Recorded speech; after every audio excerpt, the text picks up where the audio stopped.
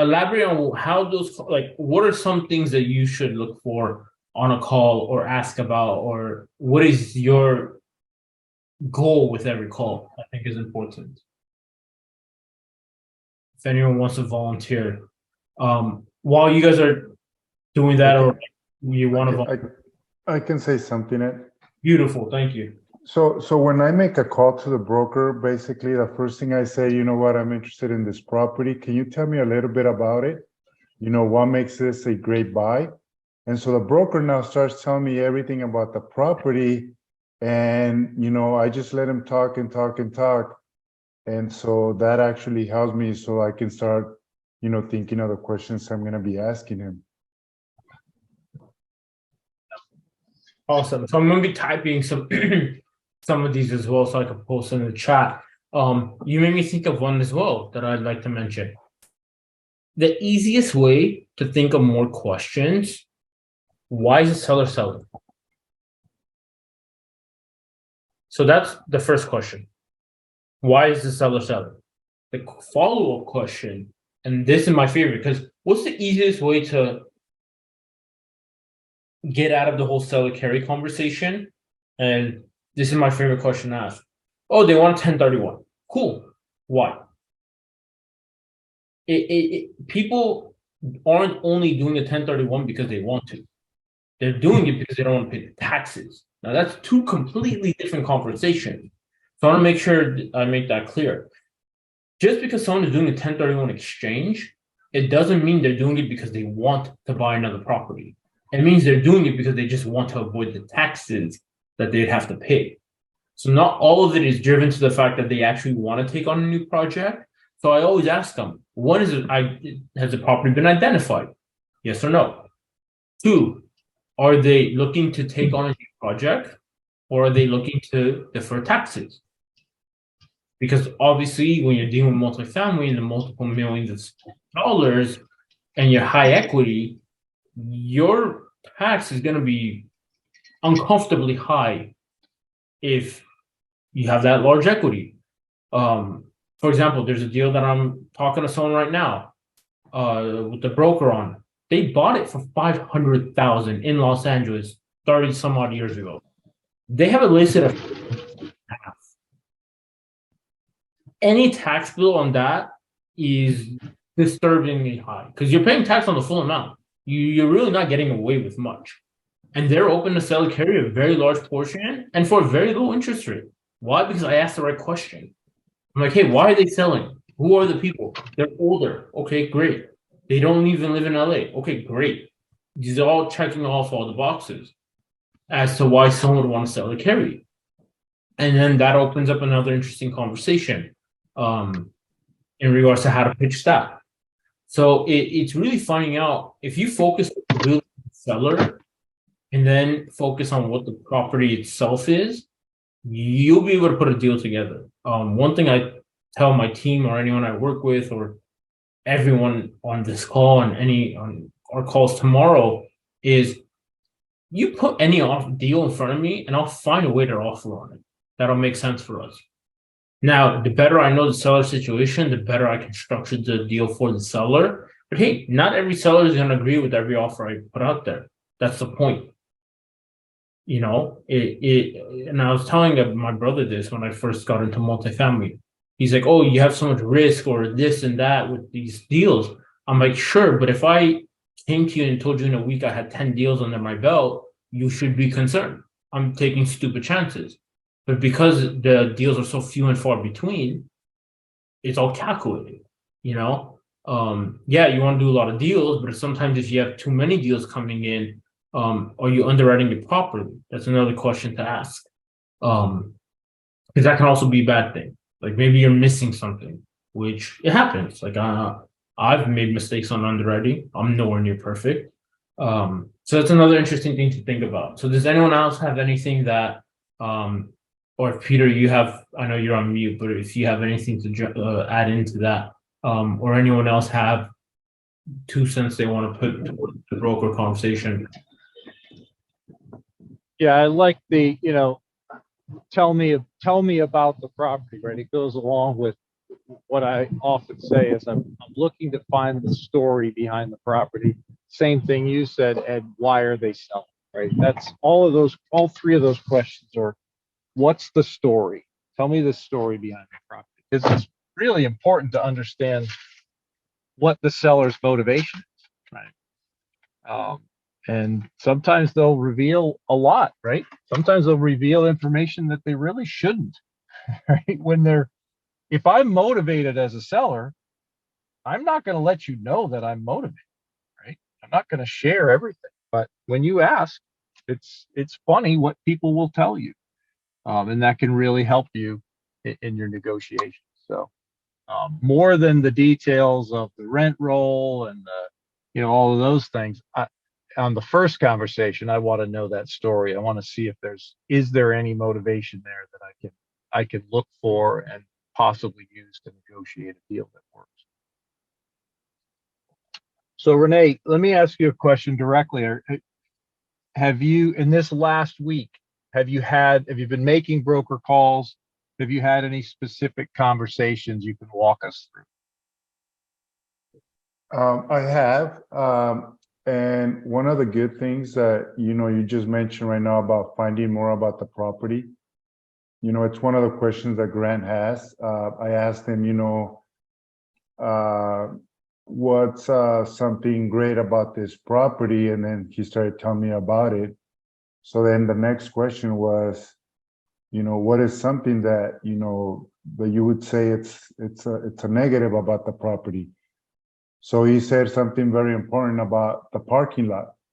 The parking lot, it's owned by another, party that, they actually, take the income from the property.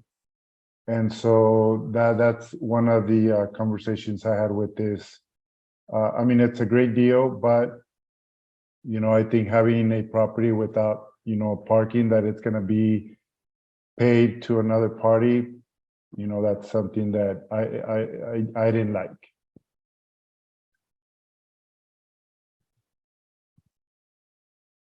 So that was it, Peter. Yeah, no, that's good. And, obviously when you ask, it kind of opens up the door, right? When you ask, what do you like about this? To get them talking about the positives, but then to get them to, open the door to tell you, well, what negatives are there? Because every property's got some negatives, right?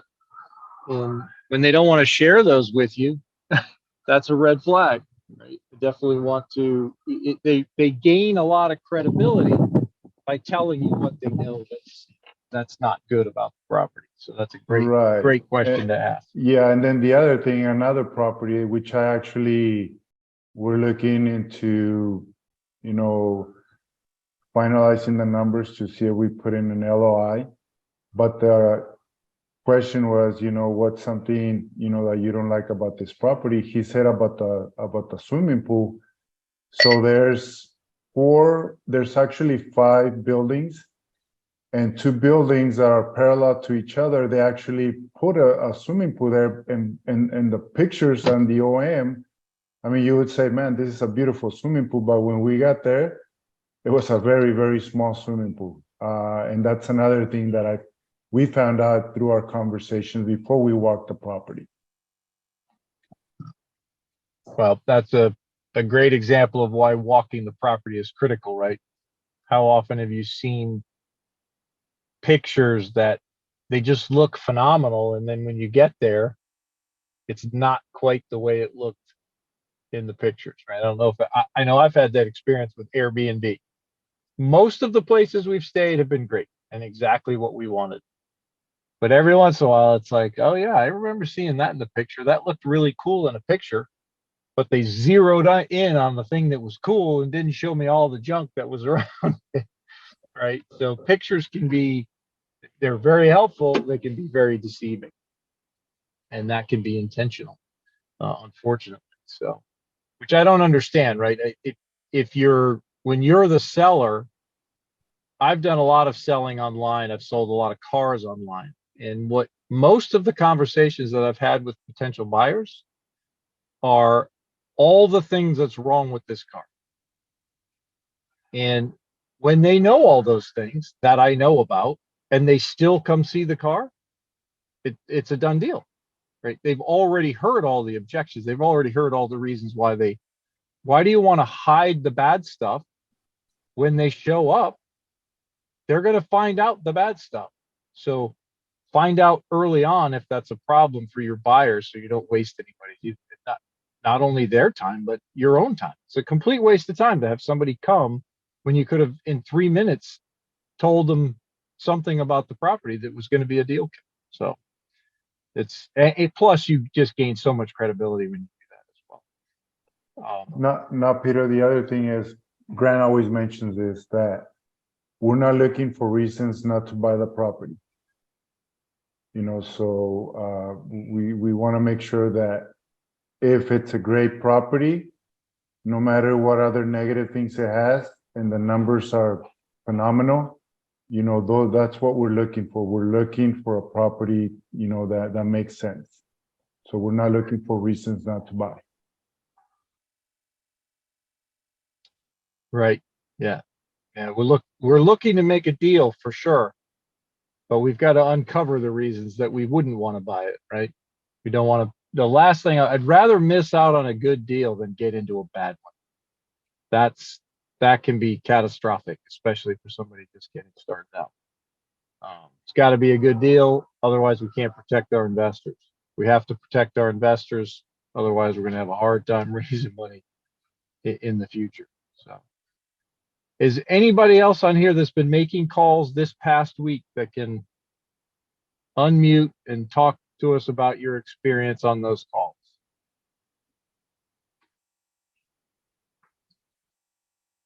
All right, well, we've got some homework. We've got to make some calls this coming week. So, Louis, I see you're unmuted. Did you have something to say? Yeah, that's right. Oh, let me see sorry, my microphone went somewhere else. Okay. Yeah, I do make calls every week. And I guess when you have a broker start telling you all the detail about his life and the whole thing, that's when you start getting the friendship. So they do call me once in a while. It's cool because you have to find what do you have in common with him. Not just you have a property. I mean, they're human being also, so you have to used to be a little more friendship once you have a few phone calls. So one of the broker from Texas sent me a property now, but he's the doctor. He told me that he's doing a checkup. I mean, I know he's divorced. I mean, there's so many things that I know about him already, but he's looking for properties for me. So that's you have to think that behind the phone there is a human being. So you have to treat them as a human. No, yes, send me property. Yeah, don't just do that. I mean, trying to just be professional. I think that's the way that I have like a 6, 7, 8 broker that I talk to them. We became friends and we never meet each other. Yep, absolutely. That's one of the reasons I went to Miami this week, right? Because I knew there were going to be no less than 20 people there that I've met, that I've already developed a relationship with, but it was only online, right? So I wanted to meet them in person. I hate that Brandy was there and I didn't get to meet her in person, but that's okay. We'll meet at the next event. The other thing that you said, we talk about this all the time, right? These calls are not, it's not about that deal, right? That deal is just whatever deal we're calling them about, that's the conversation start. These calls are to start a relationship, right? Or to further that relationship. That's the other thing. We want to get to the point where we're making calls. I haven't done this yet. I need to do it. I need to start calling people that I've already spoken to and record those conversations on these calls. And when I am in a position where I'm making calls, which is pretty much every week that we do these, I'm always calling new brokers. So on some future calls in the not too distant future, I'm going to start calling back people that I've already been talking to. So I appreciate it. Do you go, is it Luis? How do you pronounce it? Luis. Okay, very good. Appreciate you. Were you at the event this weekend? No, I was not. I came back yesterday. I was for a month in Allegheny Mountains in Pennsylvania. So oh, nice. That was, yeah. I learned Very something nice. pretty good. I learned something pretty good, which is I'm not ready to retire. I mean, I love what I do. That's awesome. That is awesome. I miss to be back. Very good. So where do you live specifically? Miami. I'm in Miami, Florida. You're in Miami. Okay. Yes, I am in Miami. Yes. How close to Aventura? 45 minutes, 30 minutes, Okay. 35 to 45 minutes. Yeah. Or I'm in 2 hours in traffic. Yeah, the traffic, you have to find meetings that is not early in the morning or late afternoon. Yeah. It's right in between. It was rough. I saw some pretty rough traffic while I was there. But We Orlando's have plenty getting of worse than traffic. Miami. Yeah. Yeah. Atlanta's bad, but that was pretty Oh, bad. Anyway, hey, I appreciate you participating. That's really helpful. Anybody else making phone calls this past week that wants to talk about their experience? That would be super helpful to us. We'd love to help you understand what you're struggling with, what's working, what's not working. Anybody? Well, so we talked about ending it in 45 minutes. We're at 43 minutes. Unless what I'll do is open it up to questions. Otherwise, we're going to call it a week and get back to it next week. I will say this. I talked about it last week. I wanted to give everybody a homework assignment. I forgot to ask about that at the beginning of this call, but I suspect nobody did the homework assignment. Well, Renee, you did, because the homework assignment was to make calls, right? Call some brokers and come back and talk to us about it. So, I want you to put in the chat a 1 if you will commit to making a call this week and coming back and reporting on your experience. And I'm going to look at those. I'm actually going to go back and look at that chat. I'm going to hold you to it. Luis, I love it. Thanks for stepping up. Brandy, awesome. Natalie, I love it. So Natalie, talk to me. You've been on this call before. Can you unmute?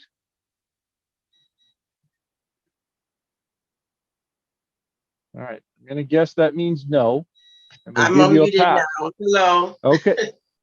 How are you, Natalie? I was putting my contacts in my eyes. Okay. So Yes. did you make phone calls this past week? I did not. I had actually put, I went back to rework my strategy for a little bit and I took a step back. I had to kind of pivot and think about what was working. What did I want? Revisit my vision for what I wanted, because I felt like I was putting myself in a position to be pulled in all different directions with all this great information. So I needed to take a step back, let it settle, and start to get a little bit more clear on what direction I want to go in. So I am actually back on the call to get back into the swing of things and to restart. So that's where I am. That's where I was. So Awesome. Appreciate you sharing that. So what support do you need this coming week to get on the phone and make some calls? I actually received it. Between this call and the line of or the list of questions that Edward shared in the chat was really helpful, right? Because I felt like I too was like in this script, right? And trying not to sound like a robot. So I veered off the script, what I thought was the script, and it just kind of was all over the place. So Edward sharing those questions were very forwarding. It seemed like it was more proactive, right? And more also touching the points of just building repertoire while building rapport, right? So yeah, Nice. So that was really very helpful, actually.